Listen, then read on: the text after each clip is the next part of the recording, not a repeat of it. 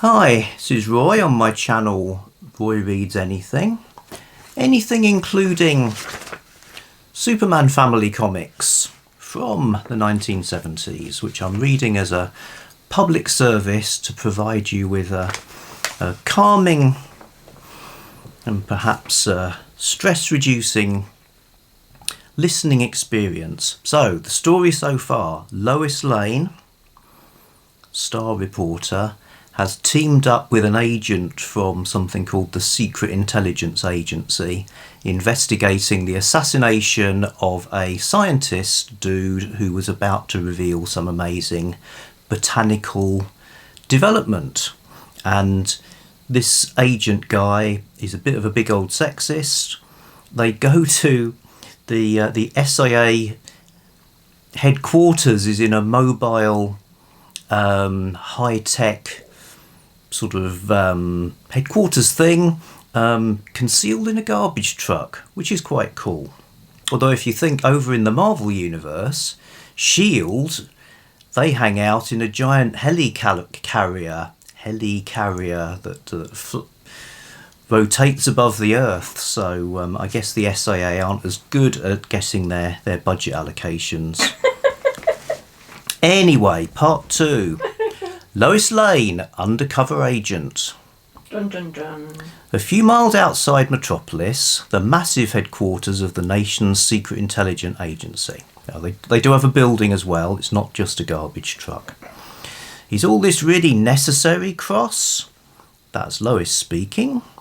Since you're so determined to be in on this as my partner, it's my neck that'll be on the line. Okay, so those were speech balloons emerging from outside the building. Now we see inside. I have to make sure you're adept at the required skills that are prerequisites to my job, like hand-to-hand combat, for instance. And they're squaring off wearing like judo outfits. I'll go easy on you at first, he says. I don't know why you should, because I don't plan to go easy on you. And Lois has sent him flying over her shoulder. Of course she has. I know every karate, judo and kung fu move in the books, but not that one. What did you use on me? A technique out of this world. Clercore. Once practiced on Superman's homeworld, Krypton. He taught me it once in Kandor.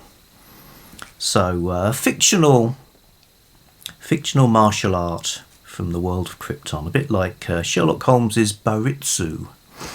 He's another fictional martial art one could imagine. Like Sister Fidelma's the Irish one. Judo in the Sister Yes, Fidelma there was books. a special Irish martial art in Peter Tremaine's Sister Fidelma series. Anyway, for an instant, Lois recalls her visit to Kandor, the shrunken bottle city, which is the only surviving remnant of Superman's long-lost native planet. And she remembers how the Man of Might taught her the art of Kryptonian combat. Now she is throwing him over her shoulder as well. Like I told you before, a girl learns quite a lot from Superman. You haven't passed the course yet. I'll brief you on the case as we continue. Now they're doing shooting, pistol range, and we know the syndicate we're after is into heavy drug traffic with its very own poppy garden somewhere in Metropolis. Such a large crop, we figure, that they're climbing some ropes now. Such a large crop, we figure this bunch is the underworld's #1 distributor. Now she's flying, giving a flying kick to a punching bag. Since Dr. Foxley was a famous botanist, hence a poppy expert, the gang considered him to be a threat. I'll spare you the rest, that's where I came in. And some other guys entered. I couldn't resist watching you two on the monitors, Simon. This girl's a regular wildcat. Now, does he mean wildcat in the normal sense? Or could that be Wildcat the superhero? Ted Grant, a heavyweight boxer who also does crime-fighting stuff in the Justice Society. Could be either, I suppose. Lois Lane, meet Roger Tempton. Roger is retired from active duty and now heads our training programme for new agents. I've broken in dozens of green recruits, Miss Lane, but you're the sharpest newcomer I ever saw. Won't you come this way? Is that how he says it? It is exactly how he says it, Right. yeah. Now they're in a room with lots of computers. Giant computer with lots of screens, vents, controls, etc. This was 1974, remember? Simon's main objective is to gather hard evidence against the ringleader of this poppy-growing gang. We'll show you what he looks like, Lois. And then on the screen there's a guy in a suit, three-piece suit, smoking a cigar, emerging from a chauffeur-driven car. We don't know who he is, only that he's known by the code name of Spangle. What? He's Is he a supervillain? yeah, well, no, he's just a regular Villain. crime villain called Spangle. Should point out Spangles were a type of candy in the UK, which kind of reduces the menacing effect of such a name. He's extremely careful about staying inside the law. So far we haven't been able to nail him even for a parking ticket. So now you know the whole score. You and I must break up Spangle and his gang. Good luck to you both, you're sure to need it. I'm ready whenever you are, Simon. Now, thought balloon from Lois out in the city. At first, Simon was conceited, rude and arrogant, but all of a sudden he's been treating me like an equal. Has he really begun to like me, or is he just obeying his chief's orders? Why is it that I'm starting to care about him a lot? But I can't let him know. There's no place for personal feelings in the SIA.